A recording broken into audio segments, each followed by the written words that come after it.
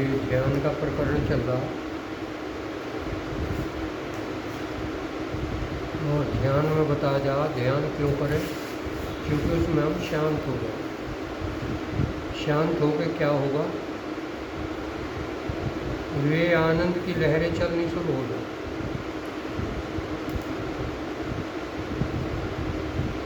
जिसकी संसार में कल्पना नहीं करी जाती। इसको समझने के लिए दर्द तो लगभग सभी ने महसूस किया होगा जीवन में। कभी जाड़ में हो गया, कभी पैर में हो गया, कभी हाथ में, कभी चोट लगी उसमें दर्द हो गया। तो दर्द की लहरों का तो अनुभव किया होगा। ये उससे बिल्कुल अपोजिट है। दर्द की लहरें आदमी ये चाहे हट जा किसी तरीके से, उसमें कितना कष्ट हो उससे हटना चाहो हर समय, लेकिन चेतना उस दर्द पे ही रहो जा।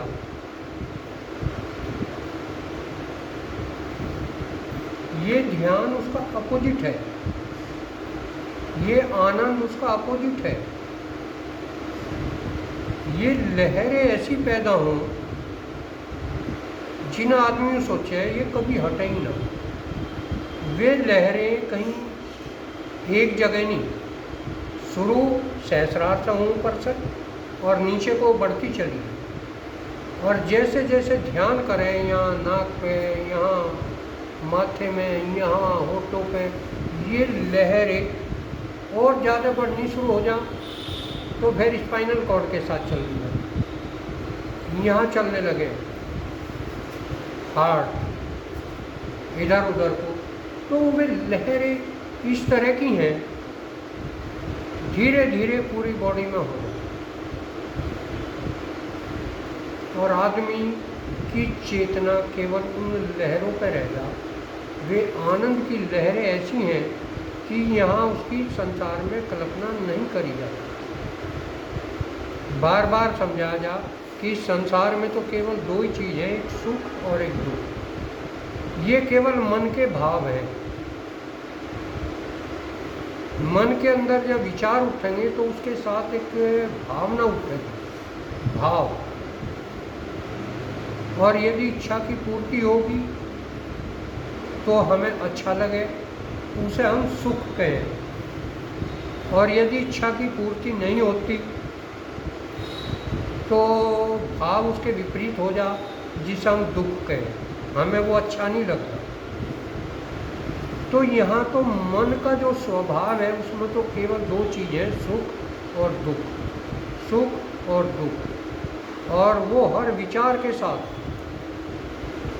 विचार इच्छा के अनुरूप हुआ तो अच्छा लगेगा, इच्छा के अनुरूप नहीं हुआ तो बुरा लगेगा। उसका नाम ही हमने दुख रखा। लेकिन आनंद इससे अलग चीज़ है। आनंद की तो लहरें हर एक सेल के अंदर, हर एक हमारा जो सेंसरी नर्व है, मोटर नर्व है, इनके अंदर वे लहरें पैदा हों। जैसे समुद्र के अंदर लहरें पैदा हों और वे लहरें चलती रहें, किनारे पर जाएं और फिर पानी में विलीन हो जाएं, फिर दूसरी लहर आनी शुरू हो जाए, तो उनका क्रम लगातार चलता रहे। इसी तरह जो ये लहरें हैं आनंद की, ये लगातार लगातार लगातार चलती रहे। और आदमी की चेतना केवल उन लहरों को अनुभव करने में लगी रहे।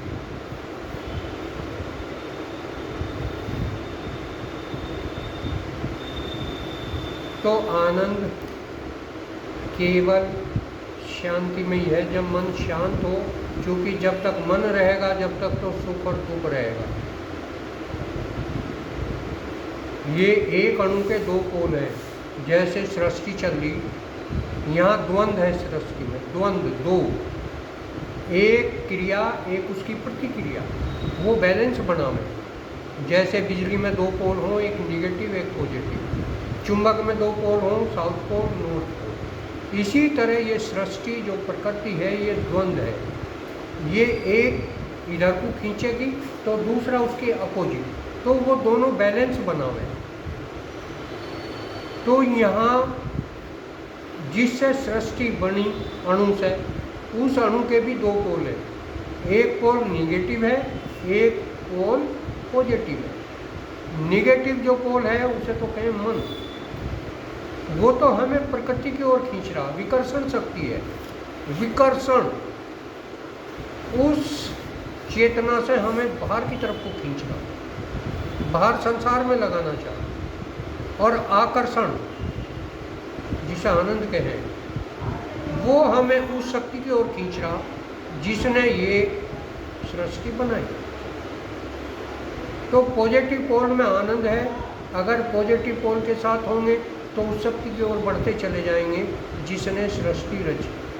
और यदि निगेटिव पोल के साथ हम बढ़ना शुरू होंगे विकर्षण शक्ति के, तो एक आकर्षण शक्ति है, एक विकर्षण शक्ति है।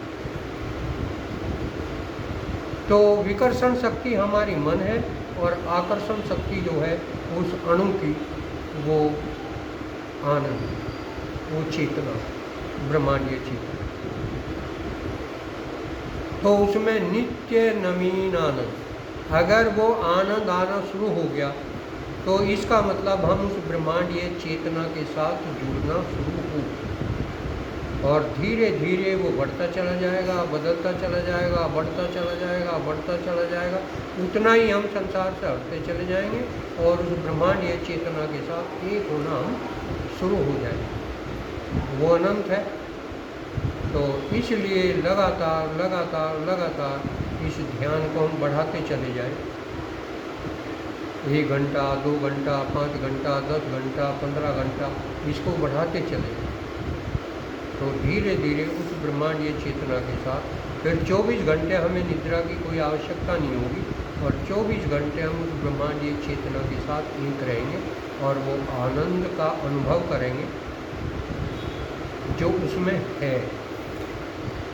जब तक आनंद में रहेंगे, उस चेतना में रहेंगे, हमारी जीभ है जो ऊपरले हिस्से से जुड़ी रहेगी और वहाँ से अमृत रिश्ता रहेगा।